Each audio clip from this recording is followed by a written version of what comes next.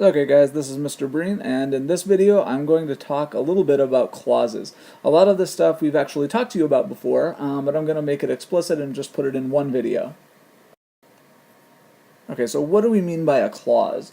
A clause isn't exactly the same as a sentence. A sentence ends with a period, and not every clause ends with a period, right? You can have multiple clauses within one sentence, but rather than just give you a definition of what a clause is, I'm going to show you what a clause can be made out of. So first, a clause can have a subject, a verb. It actually has to have a subject and a verb at least, and then some other stuff.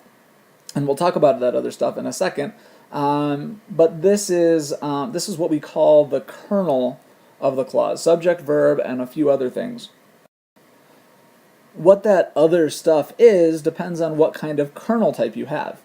So if you have an intransitive clause or an intransitive kernel, then you're just going to have a subject and a verb, and nothing beyond the verb that is part of the kernel. If you have a transitive clause, you'll have a subject, a verb, and a direct object. And you know that in Latin, subjects go in the nominative, direct objects go in the accusative case. And that's a transitive clause. And then for linking kernels, you'll have a subject, a linking verb, so something like est, sum as est, sumus est sunt, something like that. And then a subject complement, which is a noun or adjective that goes in the nominative, and that's a linking kernel. Now that's all for the kernel, but it's not all for the entire clause, because we're going to actually have more words than that, as you guys have noticed as you've read Latin, and also as you've read English. Right? We also have a few more kinds of things, and one of those kinds of things is modifiers. And modifiers fall into two categories. There are adjectival modifiers, which modify nouns only, and there are adverbial modifiers, which only modify verbs, adjectives, or other adverbs. You'll never have an adverbial modifier modify a noun. You'll never have an adjectival modifier modify a verb or an adjective or an adverb or anything like that. But you guys have already seen several examples of each of these. So the kinds of adjectival modifiers you've had so far include adjectives, which have to agree with their noun head or what they modify in case, number, and gender. And then nouns in the genitive case, which also act just like adjectives, but they don't have to agree with their noun head in case, number, and gender. And then there are adverbial modifiers. The ones you guys have seen are prepositional phrases, nouns in the dative case, and nouns in the ablative case. So I could actually take a sort of bare bones clause here that just has kernel items, as you can see, a subject, a verb, and a direct object, which makes it a transitive kernel because it has a direct object. And I could start adding stuff to it. So I could say, well, this is my kernel, but you know what, I'm going to have an adjective modify my subject. And I'm going to have an adjective modify my direct object. So I'm going to hang those on my sentence. And then actually I want some more modifiers, so I'm going to have an adverb modify my verb. But I'm not done. I'm going to have an adverb also modify this adjective. And I think I'm going to have an adverb modify this adjective over here on the right. And I'll actually have an adverb modifying my adverb here. And so I can sort of diagram this out and make almost like a tree with this sentence. Okay, well, we're not actually done with clauses just yet, because it's not just that we can add a bunch of other stuff like adjectives and adverbs, adjectival modifiers and adverbial modifiers. We can also take the end result of that, so our these clauses, kernel items and modifiers and all that stuff, and we can join them together using conjunctions. So this is why we can have multiple clauses together in one sentence. And there are two kinds of conjunctions. There are coordinating conjunctions and subordinating conjunctions. And coordinating conjunctions, this first kind, like at and said, which you guys have seen, join two clauses together as equals. Okay, grammatically they're on the same level. And you could actually take both of those clauses and put them in two different sentences, and it would still work grammatically. It would still say the same thing. So take this sentence: the dwarf planet was displeased, but the scientists did not care. We've chosen to put this in one sentence. We have connected these two clauses with the word but, and it works. But if we decided to disconnect them and make them two separate sentences, it would still work. The dwarf planet was displeased, period. The scientists did not care, period. Okay, so coordinating conjunctions join two things that are on the same level. Neither one depends on the other. Subordinating conjunctions are different. Subordinating conjunctions like quod, meaning because, or ubi, when or where, postquam, after, and antequam, before. What these do is they join two clauses, just like the other conjunctions, but they actually make one clause depend on another clause. Okay?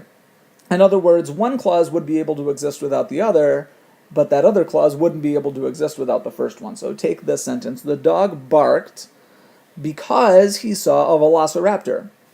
Now, I cannot take this and make them two different sentences without changing the meaning. So I couldn't say the dog barked, period, because he saw a velociraptor, period. That second thing, because he saw a velociraptor, that would not be a sentence, because that word because sort of indicates to us that there should be something else that comes before it. Okay? The reason, or what this is a reason for, right? And I couldn't say the dog barked. He saw a velociraptor, because what I'm trying to say is that the dog barked because, for the reason that he saw a velociraptor. So I couldn't disconnect these two things without changing the sentence in a really, really big way. This clause is dependent on this clause. So we say that this is the main clause, the dog barked, and this stuff, because he saw a velociraptor, that's a dependent clause. Now let me mark these sentences up in English just to show you how all this works. Dwarf is modifying planet, was is our verb, and this is a subject complement, linking kernel. And that's a terrible C. I'm going to C, subject complement. But the scientist did not care. I don't have to have clause markers, because there's no dependent clause. There's only two main clauses. And the second clause, the scientist did not care. That's an intransitive kernel. Okay.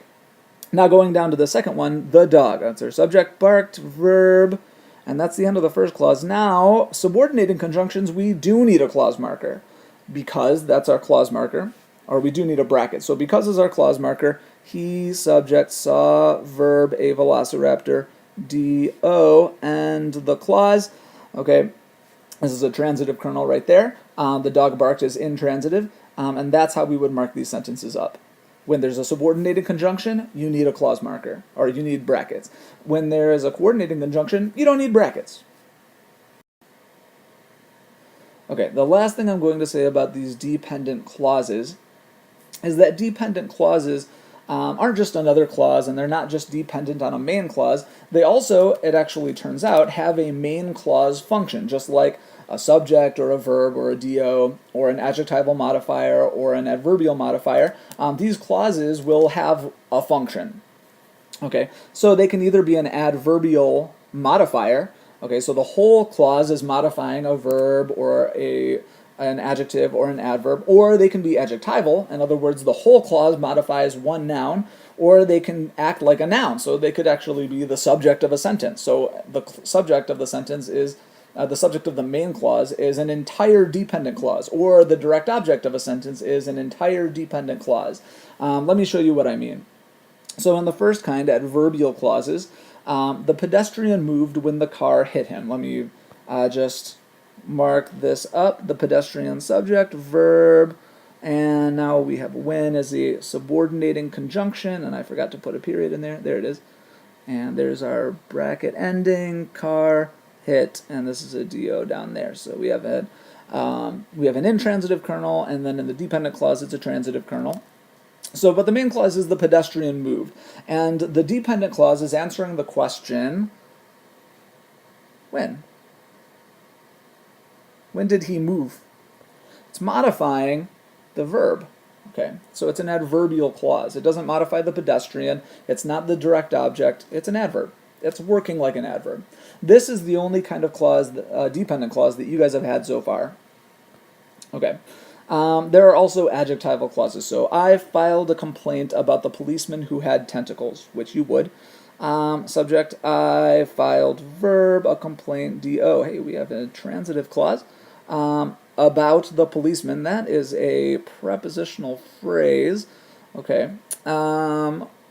Who had tentacles. Okay. Do. He had tentacles. Who is the subject here? Weird. But this whole thing is describing the policeman. Which policeman? The policeman who had tentacles. Which? What kind? You can't probably read my writing here. Okay. But this is all describing the policeman. I filed a complaint about the policeman. Which one? Oh, the policeman who had tentacles.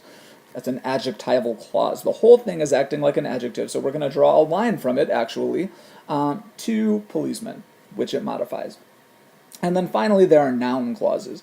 And noun clauses act like nouns in the main clause. It's very exciting. So let's get one here. Whatever ate the telephone booth. And there ends our clause. Whatever is the subject of the dependent clause. Ate is the verb, and the telephone booth is the do, transitive clause there. Has, verb, dark intentions. Do and dark modifies intentions. And actually, this thing is the subject also of the entire main clause. What has dark intentions? Whatever ate the telephone booth. And before I leave you, we'll just run through one example.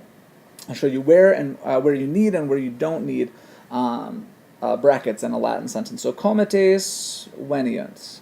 That's one clause. Now we don't need brackets here. It's not a subordinating conjunction, it's a coordinating conjunction. Okay, there's no dependent clause here. Comites veniunt, subject verb, et patres festinant quod. Now, quod is a subordinating conjunction, and every time you see quod, you're going to draw a bracket. Quod cana, subject, parata est. Well, I thought that was a subject complement, and I was correct in my assumption once I saw est, subject complement. End clause. What kind of clause is this? Adverbial. How do I know? Two reasons. One, you haven't had any adjectival or noun clauses. But two, because I know quod means because, and quod is telling us the reason for festinant. And the reason they were hurrying? The reason is because dinner was ready. Okay. Answers the question why. It's adverbial.